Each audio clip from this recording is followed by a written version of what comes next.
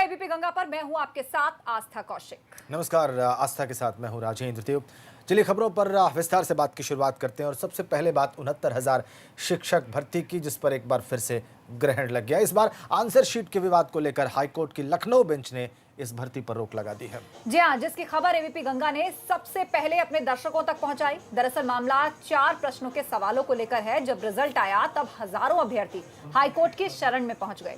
हम लगातार कवरेज कर रहे थे कि आज से काउंसलिंग शुरू हो गई है और 6 जून तक सरकारी स्कूलों में शिक्षक भी मिल जाएंगे, लेकिन भर्ती पर ग्रहण की खबर कल भी हमारे संवाददाता मोहम्मद मोइन ने ही बताई थी। बिल्कुल, हमने लगातार सरकार से सवाल भी पूछे थे कि बैकअप प्लान क्या है। अब बेसिक शिक्षा विभाग नई रणनीति बनाने में जुट गया है। आपको ये बताना भी यहाँ पर आवश्यक है कि बेसिक शिक्षा मंत्री को भी इस खबर की जानकारी एबीपी गंगा के जरिए ही हुई। सबसे पहले, सबसे तेज और सबसे सटीक खबर हर बार की तरह इस बार भी एबीपी गंगा ने आप तक पहुंचाई। और इतना ही नहीं, बिना किसी लाग लपेट के एबीपी गंगा ने याचिकाकर्ताओं की परेशानी भी दिखाई और उन अभ्यर्थियों का दर्द भी आपके सामने रखा जो आज काउंसलिंग के लिए पहुंच चुके थे, लेकिन अब एक बार फिर से उन्हें निराशा ही हाथ लगी। यानी कि खुशी तो कम, ज्यादा है गम, जिसकी वजह से हजारों परिवारों को एक बार फिर से मायूसी हाथ लगी है। योगी सरकार की दूसरी बड़ी भर्ती एक बार फिर से कानूनी दांवपेच में फंस गई। अब देखना होगा कि सरकार क्या पक्ष रखती है। अगली सुनवाई में क्या विशेष होगा, इस पर सबकी नजर रहेगी।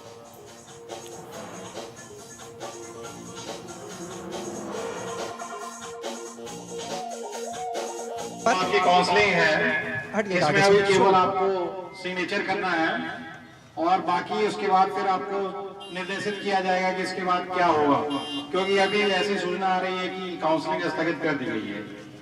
तो आप लोग सिग्नेचर करके जरूर जाइएगा। सबसे पहले जनरल के अभ्यर्थी आएंगे, जनरल के अभ्यर्थी सूची के हिसाब से। फिर उसके बाद जनरल के बाद SC ST और सबसे आखिरी में OBC। सूची आप लोग की लगी हुई है दीवार पे, एक एक करके आएंगे। तो आपकी काउंसलिंग है, इसमें अभी केवल आपको सिग्नेचर करना है और बाकी उसके बाद फिर आपको निर्देशित किया जाएगा कि इसके बाद क्या होगा, क्योंकि अभी ऐसी सूचना आ रही है कि काउंसलिंग स्थगित कर दी गई है।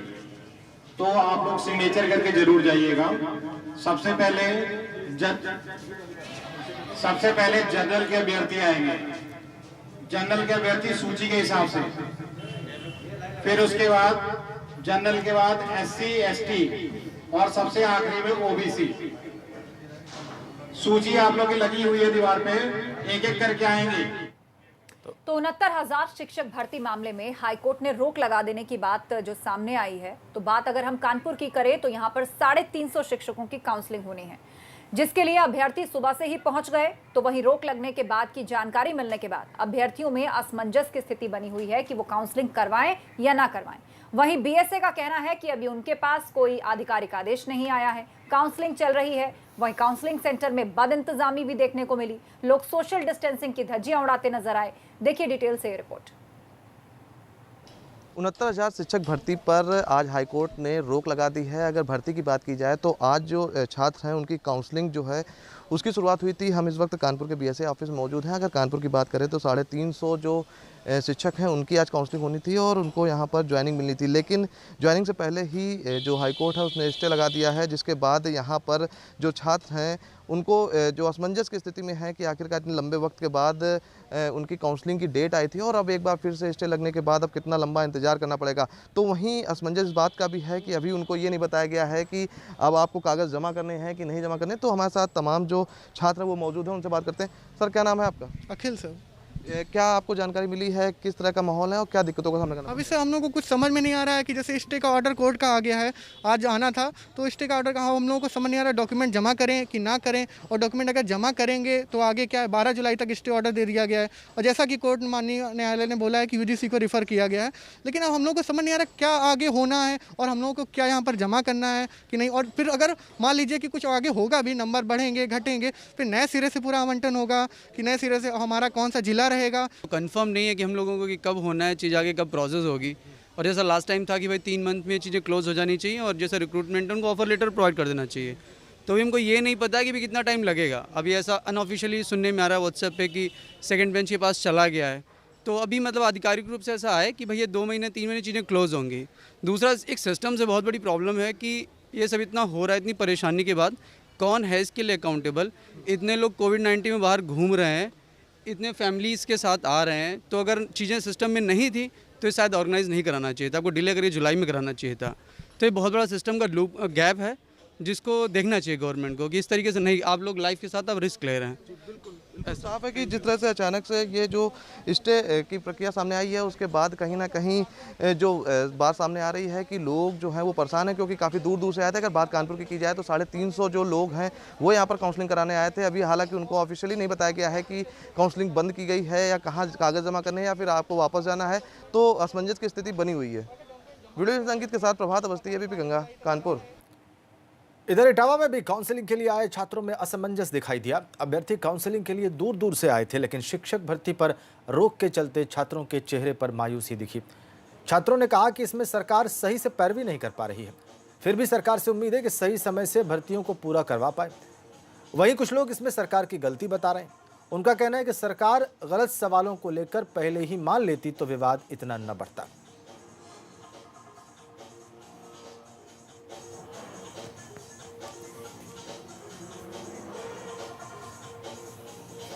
क्यों स्टे लगा, इसको लेकर बहुत सारे लोगों में जबरदस्त निराशा।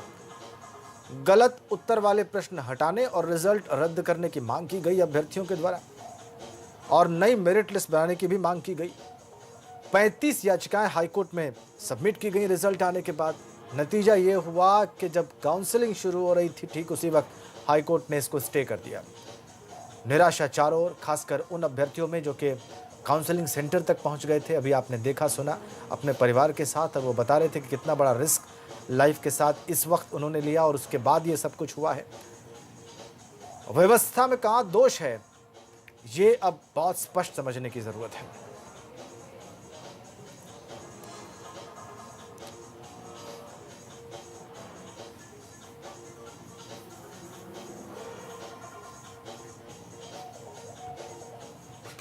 तो शिक्षक भर्ती प्रक्रिया पर हाईकोर्ट की रोक के बाद वाराणसी पहुंचे अभ्यर्थियों में अलग से ही मायूसी नजर आई। काउंसलिंग सेंटर पहुंचे तो थे वो अपने रोजगार की आस लिए, लेकिन वहां प्रक्रिया रोकने का कोई आदेश औपचारिक रूप से नहीं पहुंचा था, ऐसा अधिकारियों ने बताया।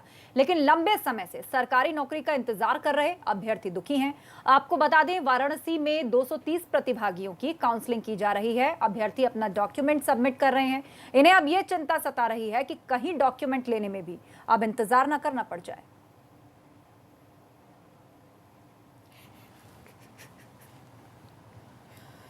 तो काउंसलिंग सेंटर पहुंचे तमाम स्टूडेंट्स इस उम्मीद में कि आज यहां से नौकरी पक्की होगी, यह खबर जाकर घर पर सुनाएंगे, लेकिन उम्मीदों पर पानी फिर गया। यूपी में 69,000 शिक्षकों की भर्ती पर तलवार लटकने लगी है, लेकिन वाराणसी में अभी काउंसलिंग प्रक्रिया जारी है। अब देखिए, जिला शिक्षा और प्रशिक्षण संस्थान सारनाथ है ये, और यहाँ पर ये जो अभ्यर्थी हैं, प्रतिभागी हैं, वो यहाँ पे पहुँचे हुए हैं और अपनी काउंसलिंग कराने के लिए ये लोग पहुँचे हुए हैं। भीड़ आप देख सकते हैं, लेकिन इसके साथ बद इंतज़ामी भी है। आपको हम साफ तौर पे दिखाना चाहेंगे कि यहाँ पर सोशल डिस्टेंसिंग कहीं भी किसी भी तरह से फॉलो नहीं की जा रही है। हालांकि यहाँ के जो प्रशासनिक अमले से ये अनाउंसमेंट कराया गया था कि आप सोशल डिस्टेंसिंग का पालन करें, लेकिन अभ्यर्थियों में अभी इसकी कोई तस्वीर दिखाई नहीं दे रही है।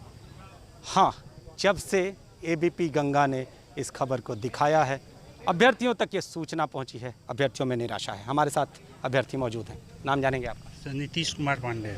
नीतीश जी, एक चीज़ जानना चाहेंगे, किस तरह की निराशा, कैसी निराशा? सर, एकदम मन हतोत्साहित है, क्योंकि एक उम्मीद लगी थी कि लगभग 18 से 20 महीने बाद हम लोगों को एक अपॉइंटमेंट लेटर मिलेगा, जो कि ये मिलना चाहिए था 15 फरवरी 2019 को ही। कुछ कटाव के मुद्दों के कारण ये चीज़ें खिंचती गईं। बाद में शिक्षा मित्र और बीएड बीटीसी के बीच द्वंद्व रहा, फिर सरकार किसी तरह डबल बेंच में इसको जीती। फिर उसके बाद उत्तरमाला पे विवाद आया, अभ्यर्थियों ने उत्तरमाला दिया। जिन 3 प्रश्नों पे उन्होंने अपना आपत्ति दर्ज कराया, उसमें कोई इसका मूल अभिलेख नहीं था, बाद में उस प्रश्नों का जिस पर था उस पर गवर्नमेंट ने कोई विचार ही नहीं किया, जिसके कारण फिर से स्टूडेंट वहाँ पे गए और जिसके कोर्ट के समक्ष, और आज जिसका रिजल्ट आया परिणाम आप लोग के समक्ष देख ही रहे हैं, जिससे कि जितने भी काउंसलिंग कराने आए हैं सभी हतोत्साहित है। प्रक्रिया शुरू हो गई है, तो इतने दूर दूर से आए हैं कि इस प्रक्रिया को आप लोगों की मदद से इसको कंप्लीट भी कराया जाना चाहिए। भले नियुक्ति पत्र उनके ऑर्डर के बाद मिले, लेकिन प्रक्रिया को एटलीस्ट इसको कराना चाहिए।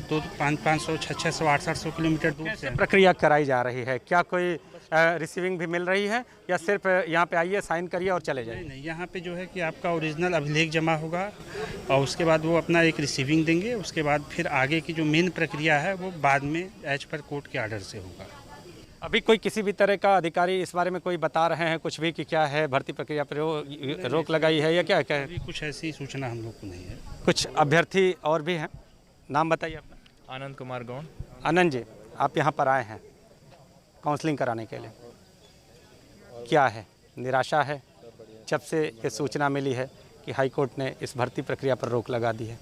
निराशा तो है ही, पिछले 1.5 साल से ही निराश थे। अभी रिजल्ट आया है, काउंसलिंग का डेट आया तो अभ्यर्थी खुश थे, लेकिन अभी जो तुरंत फिर से हाई कोर्ट का आदेश आया है प्रश्नों को लेकर, उससे फिर से अभ्यर्थियों में निराशा है। लेकिन यहाँ काउंसलिंग कराई जा रही है, अगर इनके पास फिर से अगर आदेश आ जाता है तो हम लोग जो ओरिजिनल डॉक्यूमेंट जमा करेंगे उसको वापस लेने में कठिनाई होगी और कहीं ना कहीं लिस्ट में हेरा फेरी जरूर होगी। तो अभ्यर्थियों को ये डर है कि कहीं हम अपने अभिलेख जमा करें और बाद में उसे भी पाने में कठिनाई हो और कहीं ये रोक आगे भी कोई गलती न बन जाए, ये डर अभ्यर्थियों को सता रहा है। लेकिन काउंसलिंग बनारस में जारी है। कैमरामैन विशेष के साथ नीतीश कुमार पांडे, एबीपी गंगा, वाराणसी। चलिए आगे बढ़ते हैं। देश में कोरोना ने रफ्तार पकड़ ली है और आंकड़ा 2 लाख के पार जा चुका है। अब देश में 2,07,000 से ज़्यादा मरीज हैं। उत्तर प्रदेश में 8,700 से ज़्यादा। और इसको देखते हुए योगी सरकार ने युद्ध स्तर की तैयारी शुरू कर दी।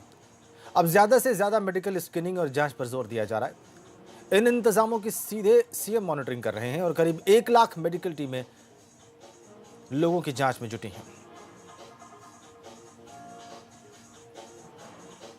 उत्तर प्रदेश में बढ़ता आंकड़ा, जाहिर सी बात है पूरे देश से कदम ताल कर रहा है उत्तर प्रदेश भी।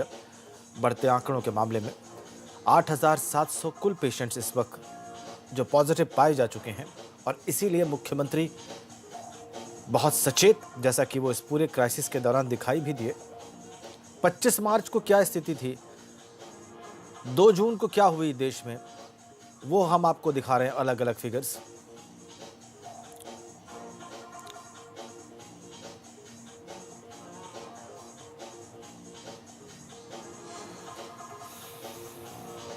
और इस वक्त एक बड़ी खबर आ रही है उत्तराखंड से, जहां पर 1066 पहुंच चुका है कोरोना संक्रमण का मामला। आज 23 कोरोना पॉजिटिव उत्तराखंड में मिले हैं। 7,004 सैंपल्स की रिपोर्ट आना अभी बाकी है। और नैनीताल की बात करें तो 286 जा पहुंचा है यहां पर कोरोना का आंकड़ा। आज देहरादून से 8 मामले, चमोली से 4, हरिद्वार से 9, नैनीताल से 1 और पौड़ी का 1 मामला सामने आया है। 8 कोरोना संक्रमित मरीजों की उत्तराखंड में मौत हो चुकी है। तो कुल मिलाकर 1066 मामले पूरे उत्तराखंड में अब हो चुके हैं कोरोना पॉजिटिव लोगों के। 7,004 सैंपल्स की रिपोर्ट अभी आनी बाकी है। और देहरादून में 287 तो नैनीताल में 286 तक पहुंच चुका है संक्रमण का यह आंकड़ा। तो पूरा डेटा उत्तराखंड का इस वक्त हम आपको दिखा रहे हैं। कुल मिलाकर आज 23 मामले नए सामने आए हैं। 7,004 सैंपल्स की जांच अभी की जा रही है, जिनकी रिपोर्ट आनी बाकी है। ज्यादा जानकारी के लिए रवि कैंतुरा हमारे साथ फोन लाइन पर जुड़ गए हैं। रवि, आज 23 कोरोना संक्रमण के मामले सामने आए हैं, क्या ये भी प्रवासियों से जुड़े हुए मामले हैं और कुल मिलाकर अब 1000 से पार आंकड़ा जा पहुंचा है उत्तराखंड का? जी देखिए, जो आपने एक बहुत अच्छा सवाल किया है। आज की जो आंकड़े आए हैं ये सारे प्रवासी नहीं हैं और इसमें से कई लोग ऐसे हैं जो जिनकी जो है ट्रैवल हिस्ट्री ही नहीं है। यानी कि हम कह सकते हैं कि जिस तरीके से आशंका जताई जा रही थी कि कम्युनिटी स्प्रेड ना हो, बिल्कुल वो कहीं देखने को मिल रहा है। आज कई मामले इस तरीके के आए हैं। आज 23 मामले आए, इनमें से लगभग 8 से 9 मामले ऐसे हैं जिनकी कोई ट्रैवल हिस्ट्री नहीं है। तो ये एक बड़ी बात है कि कम्युनिटी स्प्रेड हो सकता है। इनकी ट्रैवल हिस्ट्री अभी नहीं है, तो ये कहाँ से पॉजिटिव आए हैं ये एक देखने वाली बात है। इस तरीके से जो आंकड़ा है प्रदेश का वो 1066 पहुंच गया है। अगर हम एक्टिव केसों की बात करें तो 795 एक्टिव केस हैं और अभी तक जो है एक डेथ भी आज और हो गई है। तो कोरोना पॉजिटिव मरीजों की जो 8 मौतें अभी तक हो गई हैं। जी आप नजर बनाए रखिए रवि, आगे हम आपसे अपडेट लेंगे। जानकारी के लिए शुक्रिया। तो चिंता भरी खबर, खतरे की घंटी ये कि क्या कम्युनिटी स्प्रेड में तो नहीं जा रहा उत्तराखंड का मामला। पॉजिटिव आए केसेस में से किसी की ना तो ट्रैवल हिस्ट्री है और ना ही कोई कॉन्टैक्ट ट्रेसिंग में किसी चेन में वो पाए गए। तो बड़े सवाल और चिंता की बात सरकार के लिए।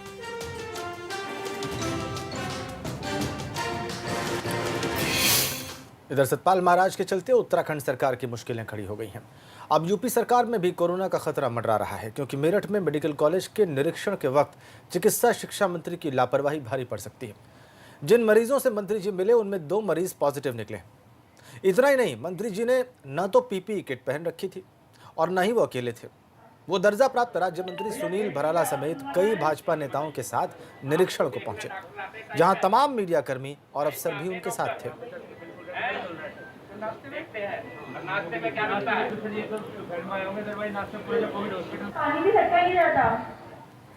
और चलिए अब एक दिलचस्प खबर आपको दिखाते हैं। खबर यूपी के मेरठ से है, जहां पर 11 दिन के नन्हे कोरोना फाइटर ने इस महामारी को मात दे दी है। यहां के शारदा हॉस्पिटल में भर्ती 11 दिन के बच्चे को जैसे ही डॉक्टर गोद में अस्पताल से लेकर निकले, लोगों ने तालियां बजाकर उसका स्वागत किया। इस खुशी से परिवार भी काफी उत्साहित दिखा। तो ये तस्वीरें देखिए, सबसे नन्हा कोरोना वॉरियर मेरठ का शारदा हॉस्पिटल। 11 दिन के एक बच्चे ने कोरोना को मात दे दी है। मेरठ के शारदा हॉस्पिटल में ये बच्चा भर्ती था और जैसे ही ये ठीक हुआ, डॉक्टर्स गोद में लेकर बाहर आए तो सब लोगों ने तालियों के साथ इसका स्वागत किया।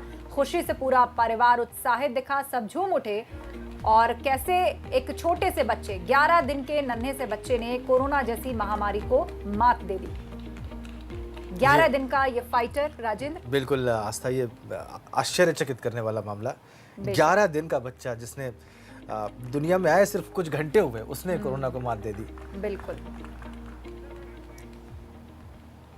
हम लोग 11 पेशेंट्स को जो कि कोविड पॉजिटिव थे, उनको सक्सेसफुली ट्रीटमेंट करके निगेटिव रिपोर्ट आने के पश्चात डिस्चार्ज कर रहे हैं। साथ में एक बच्चा जो कि 10 दिनों का है, जो जिसकी माता जी अभी भी पॉजिटिव हैं, उसका टेस्ट निगेटिव आया है, उसको भी हम लोग क्वारंटाइन से डिस्चार्ज कर रहे हैं। वो अभी भी 11 दिन का बच्चा है, जो कि अदर नॉन कोविड फैसिलिटी में अपने नर्सरी में रहेगा दिस थिंग। और अब तक हम लोग 150 लोगों को डिस्चार्ज स्वस्थ करके डिस्चार्ज कर चुके हैं।